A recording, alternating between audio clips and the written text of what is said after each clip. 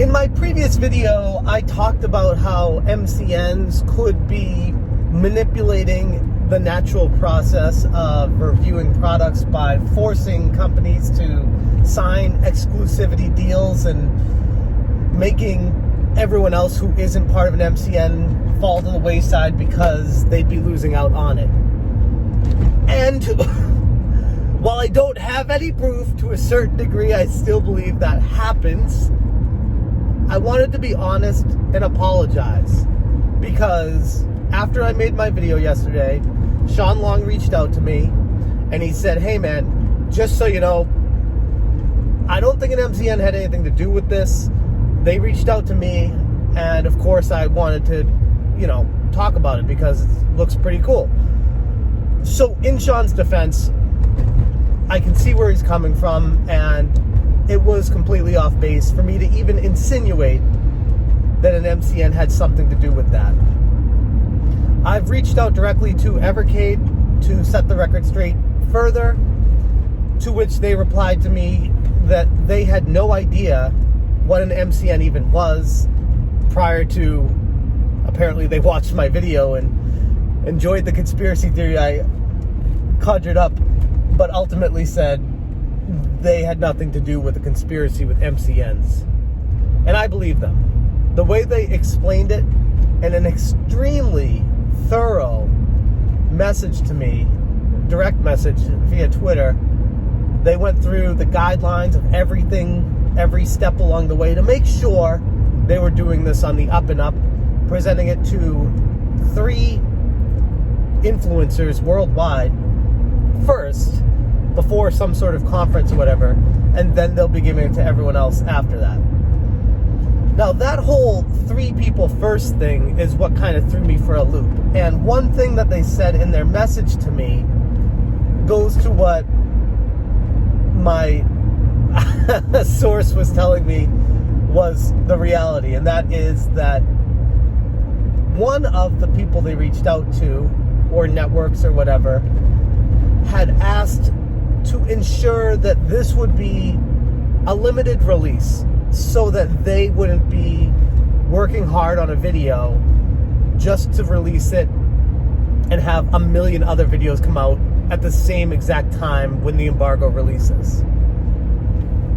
And to a certain degree, I can definitely understand where they were coming from with that, assuming it's all on the up and up. Now, I'll be honest, I think it's pretty clear right now, my feelings for MCNs in general, and specific ones, more specifically. But in this instance, I want to try to be the bigger man and step up and apologize and say, I didn't mean to be calling somebody out when I didn't have 100% proof on it. It was just going by somebody who told me some insight that made my ears perk up, that didn't sound right on the surface. Now, if I didn't have a full-time job and I was working on YouTube all the time like I used to, I could have researched this a lot more. I could have reached out to people. I could have reached out to Sean beforehand and Evercade beforehand. But I was like, you know what? No, I'm just going to make a video and chat and talk about what I heard and how it's interesting to me. And by doing that, it got me in a little bit of trouble. So for that, I apologize. And I want to try my best to not do that to you guys going forward. I want to entertain you. I want to educate you. I want to have a conversation with you. I don't ever want to lie to you. And misinformation to me is just as well as lying to you. And all I can say is I'm sorry. I do want to be clear that my concern still stands. This idea of exclusivity with MCNs is extremely concerning.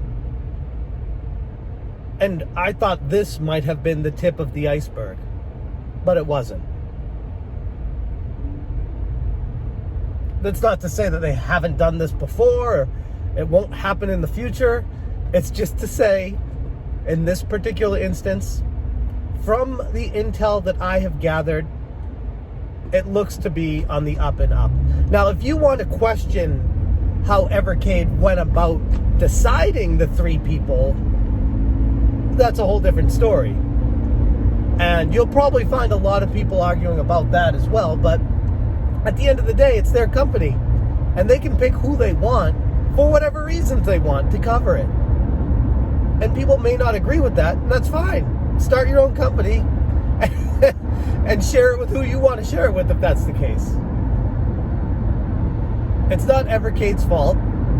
From their perspective, I could see them wanting influencers who have big pull to talk about their products, to reach the widest audience possible, to sell as many consoles as possible. It makes sense from a business perspective.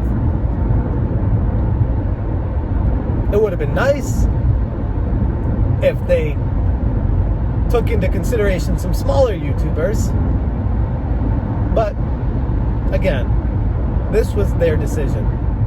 This doesn't mean that the MCNs are innocent. This doesn't mean that I'm starting to like them or anything like that. It just means that in this particular instance, I was off base. And I'll leave it at that. And for what it's worth, I'm sorry, Sean. I think you're a really good dude. And I trust you more than most.